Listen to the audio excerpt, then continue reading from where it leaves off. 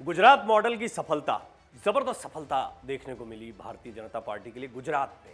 लेकिन बाकी के चुनाव, यह आत्ममंथन और चिंतन का समय है बीजेपी के लिए। इसीलिए बीजेपी की बेचैनी बढ़ा दी है गुजरात मॉडल की सफलता के बावजूद। मौजूदा विधायकों को टिकट कटने की चिंता भी सताने लगी है। इस रिपोर्ट में डिटेल में समझिए परेशानी क्या है। गुजरात और हिमाचल प्रदेश के चुनावी नतीजे आ गए हैं और अब इन परिणामों का सीधा असर राजस्थान की सियासत पर पड़ने वाला है। दरअसल राजस्थान में अगले साल विधानसभा चुनाव है। ऐसे में गुजरात में मिली सफलता के बाद भाजपा के कई मौजूदा विधायकों को टिकट कटने की चिंता सता रही है, खासकर उन विधायकों को जिनका प्रदर्शन औसत से कमजोर रहा है। भारतीय जनता पार्टी अपनी सक्सेस स्टोरी दोहराने के लिए गुजरात मॉडल पूरे देश में लागू कर सकती है। आपको बता दें, गुजरात में एक साल पहले मुख्यमंत्री का चेहरा बदला और फिर मंत्रियों के कामकाज में भी फेरबदल किए गए। 30 से ज्यादा विधायकों के टिकट काट दिए गए, उनकी जगह युवाओं को मौका दिया गया। इसका असर यह हुआ कि 182 विधायकों वाली विधानसभा में पार्टी ने 156 सीटों पर जीत दर्ज कर इतिहास रच दिया। वहीं कांग्रेस और आम आदमी पार्टी का प्रदर्शन बहुत ही खराब रहा। कांग्रेस ने सिर्फ 17 सीटों पर जीत हासिल की, आम आदमी पार्टी को महज 5 सीटें मिली। हालांकि वो राष्ट्रीय पार्टी बनने की ओर बढ़ गई और उनका वोट प्रतिशत भी बढ़ा। ये 5 सीटें उनके लिए गेन ही था, लेकिन कांग्रेस के लिए बहुत बड़ा झटका ये चुनाव रहे। हाँ, बेचैनी उन लोगों में शुरू हो गई है जिन्हें लगता है कि गुजरात मॉडल टिकट वितरण में राजस्थान पर भी लागू हो सकता है।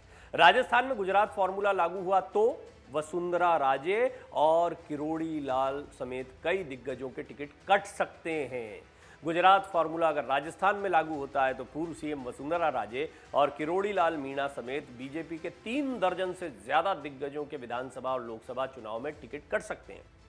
बीजेपी ने गुजरात में युवाओं को आगे बढ़ाने के लिए कई प्रयोग किए। पूर्व सीएम विजय रूपाणी और उप मुख्यमंत्री नितिन पटेल का टिकट काटकर घर बैठा दिया। कहा गया कि ये मार्गदर्शक मंडल में होंगे और युवाओं का मार्गदर्शन करेंगे। अब अन्य राज्यों में भी मार्गदर्शन मंडल की राह खुल सकती है, जिससे राजस्थान बीजेपी नेताओं का नंबर जो है वो सबसे ज़्यादा पहले आ सकता है, क्योंकि चुनाव बहुत जल्दी होने। मध्य प्रदेश की भी यही स्थिति है। बीजेपी किसी भी हाल में राजस्थान जीतना चाहेगी। बीजेपी राजस्थान में सरकार बनाने की जद्दोजहद में है और राजस्थान के उम्रदराज नेताओं का टिकट काटकर मार्गदर्शक मंडल में उन्हें भेज सकती है। कहा तो यह भी जा रहा है कि गहलोत पायलट विवाद की वजह से बीजेपी की राह आसान हो सकती है। सतीश पूनिया ने भी इसके संकेत दिए थे।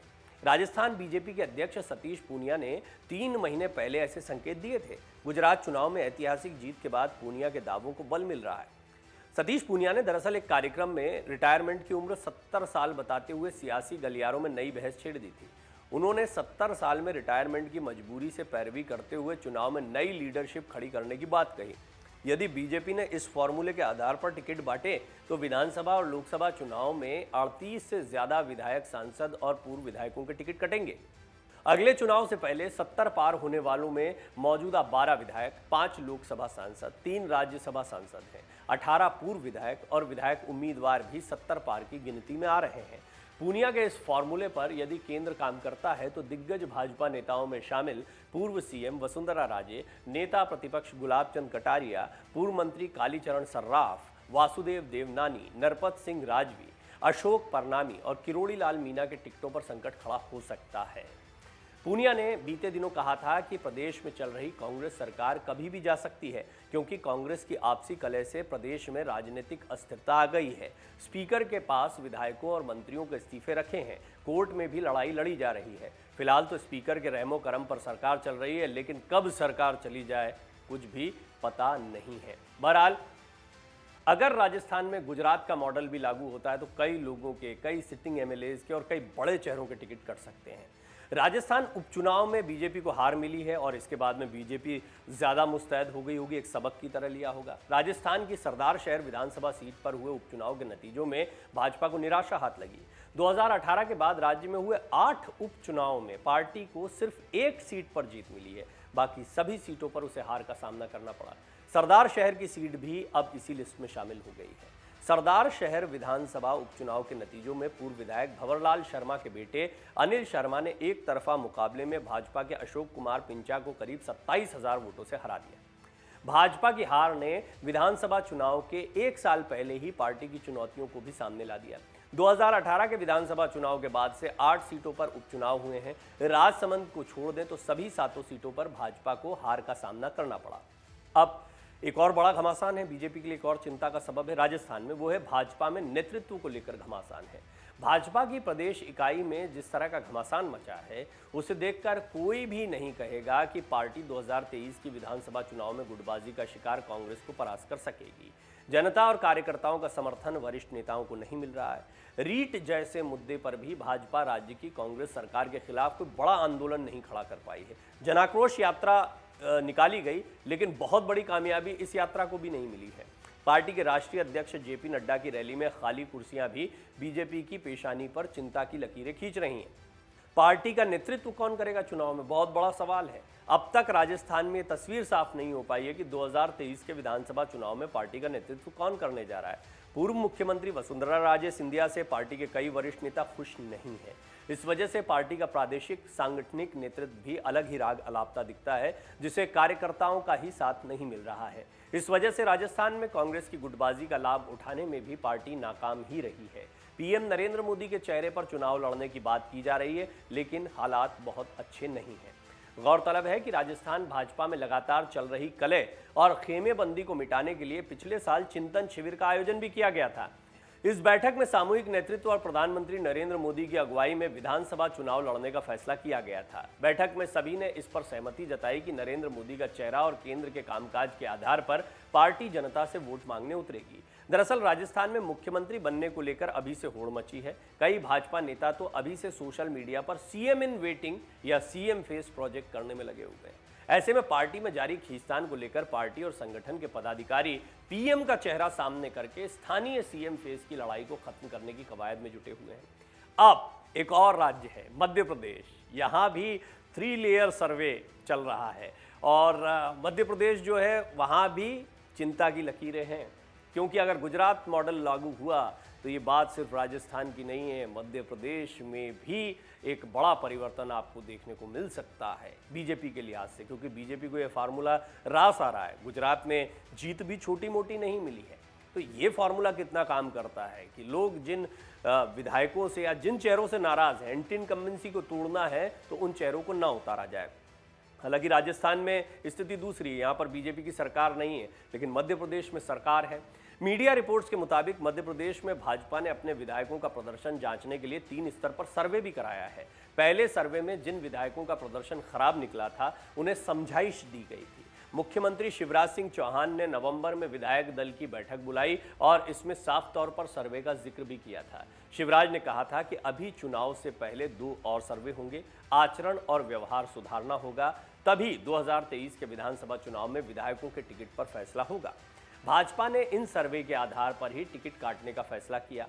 गुजरात मॉडल से सुनिश्चित हो गया है कि फॉर्मूला आने वाले चुनाव में भी आजमाया जाएगा। मध्य प्रदेश के वरिष्ठ पत्रकारों का कहना है कि भाजपा सर्वे कराती है और ये किसी से छिपा नहीं है। इसके नतीजे टिकट काटने का आधार भी बनते हैं। कमजोर परफॉर्मेंसेस वाले विधायकों और मंत्रियों के भी टिकट पिछली बार कटे थे।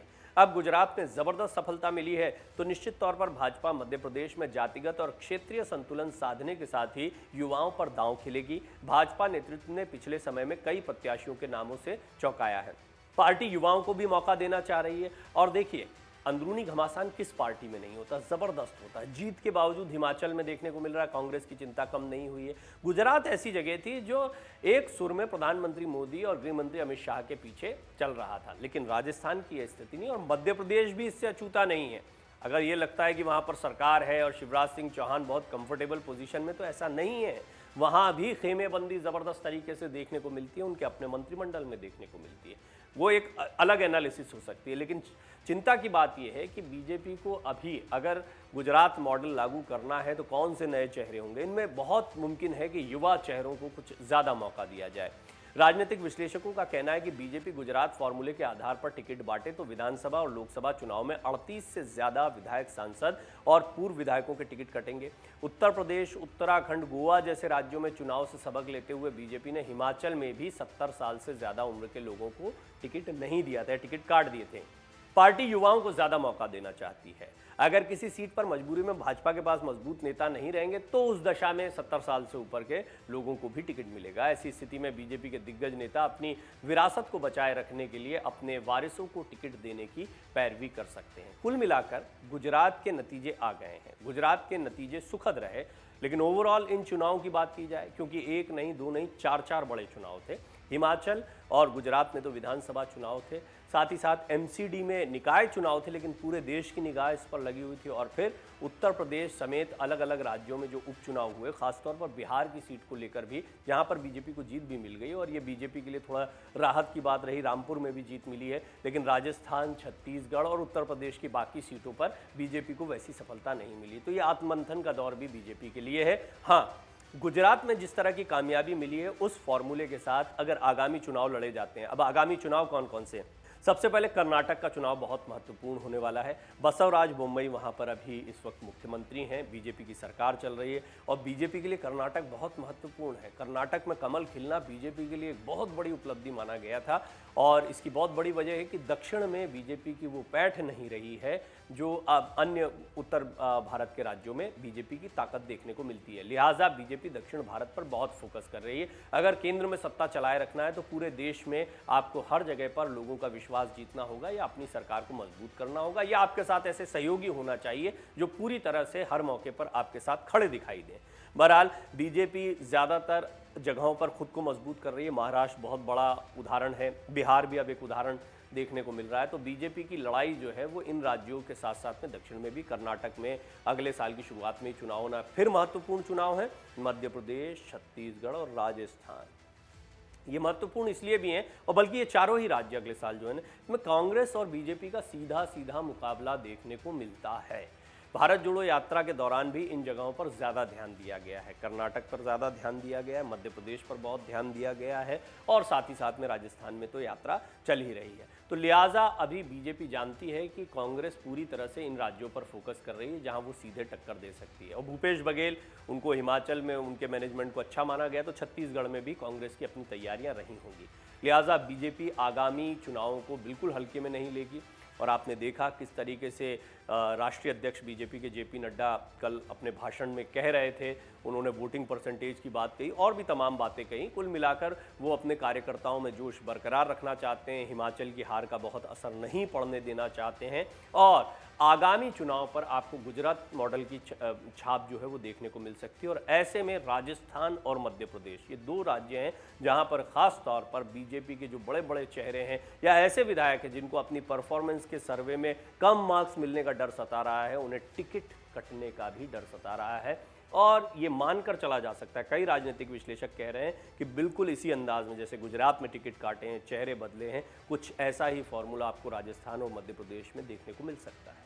अगर आप ये वीडियो YouTube पर देख रहे हैं तो हमारे चैनल को सब्सक्राइब करें और बेल आइकन को दबाना ना भूलें। अगर आप Facebook पर ये वीडियो देख रहे हैं तो हमारे पेज को लाइक करें।